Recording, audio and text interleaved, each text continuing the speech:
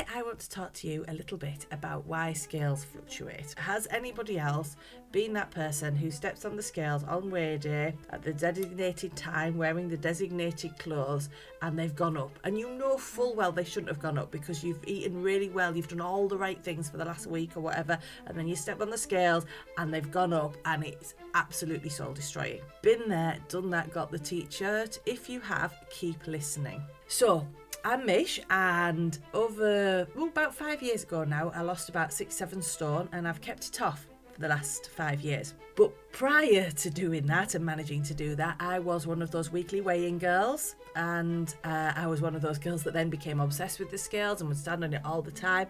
And what that little number said could influence how I felt, not only for that hour, for that day, but for that week, okay? So much emotional attachment to them scales, guys.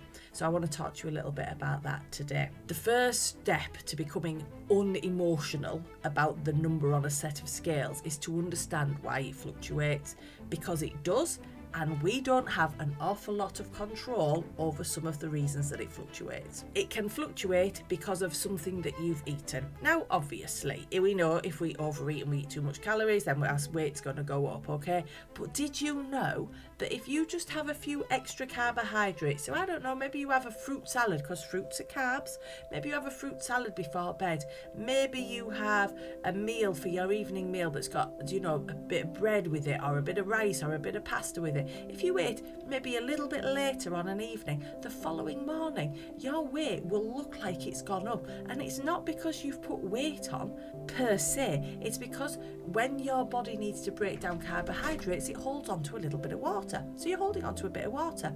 So a heavy meal the night before can often mean that we weigh a little bit more in the morning. Not because we've gained weight per se, not because we've gained fat, should I say, but because we have held on to a little bit of water so that our bodies can process the carbs that are floating around in our system.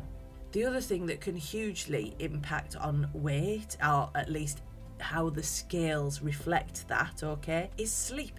If you've had a poor night's sleep, if you've had a restless night's sleep, if you're weighing just after a night shift, stuff like that, it can influence what the scales will say. And a huge one for us women at a certain age is how our hormones and things fluctuate, okay? So we get to a certain age, our sex hormones are decreasing, our stress hormones go up and down in alignment with what's going on.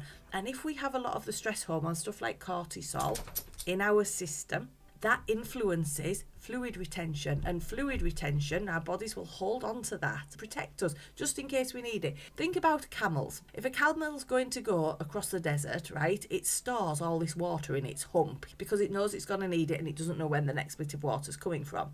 If your body's under stress, it doesn't know where the next meal's coming, where the next drink's coming from. This is your cortisol hormone. So your body goes, I better hold on to all this water just in case I need it. So stress causes us to hold on to things, okay? So good night's sleep, lack of stress, changes to sort of the proportion of carbohydrates we eat, all this stuff can really influence what we actually see when we step on the scales, guys, all right? And this is why sometimes you could have done everything right for a week, but then you've had a poor night's sleep, you've had a little bit of extra stress, and maybe you ate a slice of bread with your soup before we went to bed or whatever, and the next thing you know, it looks like you've gained 2 pounds, but you haven't. Your body's just playing tricks on you because they're nice like that. I call the scales my evil dictators now.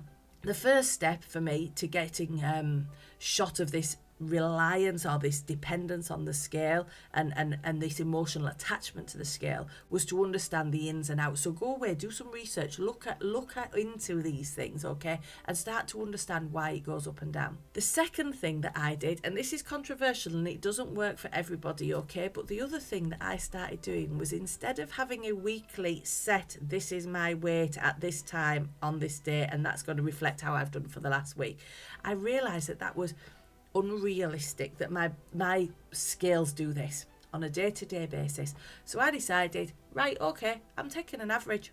I am taking an average over the last 7 days. So I now weigh myself daily. And every day I'll step on the scales when I get up in the morning. I get up, I go to the loo, because that's another thing, guys, that can really influence your weight and your scales. Have you been for a number 1 or a number 2 recently, okay? I have IBS, so that can make huge differences to what the scales say for me. But anyway, let's not get too gross at this point. So now I weigh myself every morning, okay? And then when it's my weigh day, I take the last 7 weights, I add them together, I divide them by 7, and that's my weight. And then the following week I do the same, and the following week I do the same. And so long as that average weight is either staying the same if I'm in maintenance or going down if I'm trying to lose, I don't worry about all the little ups and downs that happen on a day-to-day basis. Because today, I know that I ate really well yesterday. I know that I ate a nutritionally balanced diet yesterday, but this morning I was 0.2 of a kilogram up. Yeah, okay, it happens.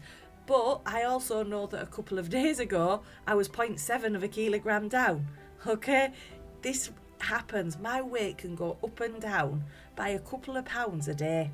Yeah, easily, by a kilogram a day, easily. And that's all just to do with stress, water retention, what I happen to eat for my last meal, and whether or not I've been for a poo. So I hope this has been enlightening, helpful. If you want to hear more, click the like and follow button, or go and join the weight loss support group, which we have totally free, full of all sorts of useful resources and information in there. Go and have a click, follow that, have a little rummage around all the resources, and I hope to see you again sometime.